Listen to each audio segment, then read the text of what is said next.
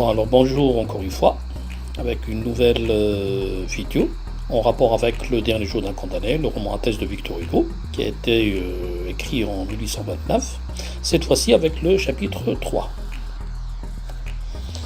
Alors c'est une séance, je vais essayer d'expliquer le chapitre 3.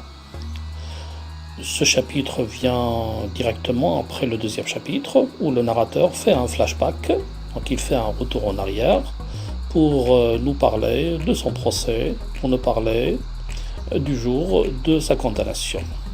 On l'a déjà vu, on l'a expliqué il y a un certain temps. Bon.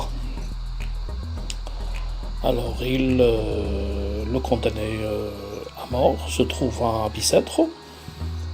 Il est toujours dans sa cellule individuelle, dans son cachot.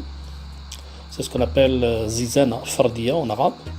Pour le temps, c'est la 6e semaine après la condamnation. Pour le personnage ou les personnages, il y a toujours le même personnage, c'est le condamné à mort, le personnage principal de l'histoire. Le procédé de la narration, comment le narrateur raconte et relate ce qu'il a vécu. Il utilise un monologue interne. Un monologue interne, c'est comme s'il est en train de réfléchir et on découvre ses réflexions. Donc c'est un chapitre qui est en rapport avec une pensée explicite du condamné à mort. Alors pourquoi le narrateur le fait-il? Parce que c'est lui le personnage principal. Alors l'idée principale de ce chapitre, le narrateur semble accepter sa condamnation. C'est l'idée contenue dans le chapitre de manière claire. Alors il essaie d'accepter la condamnation, ou il essaie d'accepter la condamnation à travers le chapitre.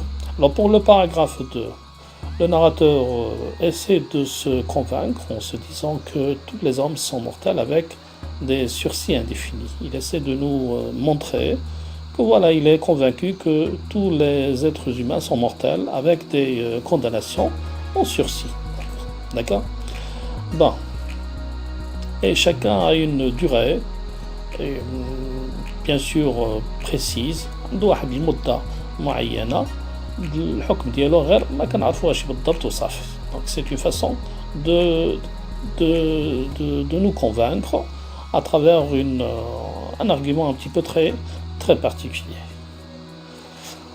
Dans le paragraphe suivant, le paragraphe 3, le narrateur essaie de nous montrer que la mort ne choisit pas. La mort peut venir à n'importe quel moment, même si la personne soit jeune, saine, sobre, etc.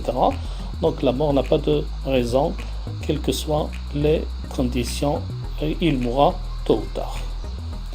Donc les conditions de l'homme, en réalité, ce sont les شروط ديال الحالة ديال الإنسان. Donc الموت وكأنه واحد النوع ديال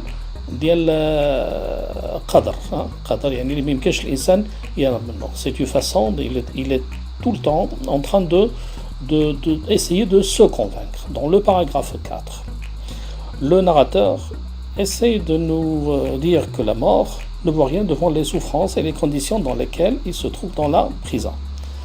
كيحاول يبين بأن ذاك الظروف اللي كيتواجد فيها في بيساتر. Ces conditions-là sont très difficiles que la mort. Ça veut dire qu'il accepte la mort au lieu de rester dans des conditions pareilles. Le chapitre se termine par une phrase qui dit à n'importe, c'est horrible. Après tout ça, ce raisonnement, c'est le refus de ce raisonnement, il se rappelle de l'atrocité de la peine de mort et il exprime l'attachement à la vie. Donc كيتذكر داك البشاعة وداك القساوة ديال الحكم بالإعدام.